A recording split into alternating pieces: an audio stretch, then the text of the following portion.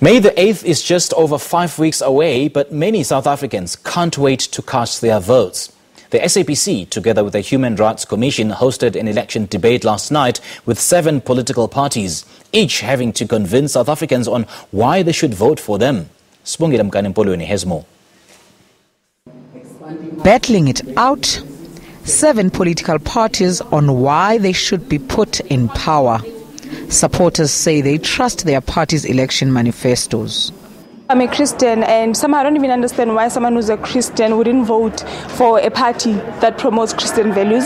The ANC was lambasted about its stance on corruption. Individuals within the ANC that have been found corrupt, the ANC still stands tall in that they must face the arm of the law, and we will not protect any form of corruption whatsoever. I'm voting EFF because of its commitments that is making to the people of South Africa. First one is the expropriation of land without compensation for equal retribution, which we have put in Parliament as our motion, which was passed last year.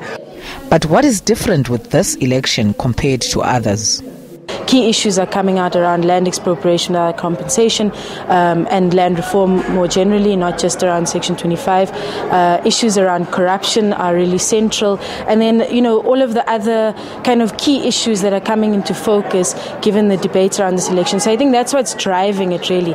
But also it's important to keep focus on the fact that there's the EFF that first contested national elections in 2014, that's contesting a second national election now. And it's interesting to see how well they'll fare.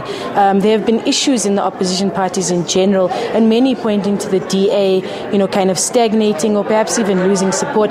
And advice to voters. So far, the South African voter, their vote has been abused because there's always been these bombastic promises without fulfilling them. So I think that they have to be wise now. I think they have to be activists. They have to be involved with the parties they vote for.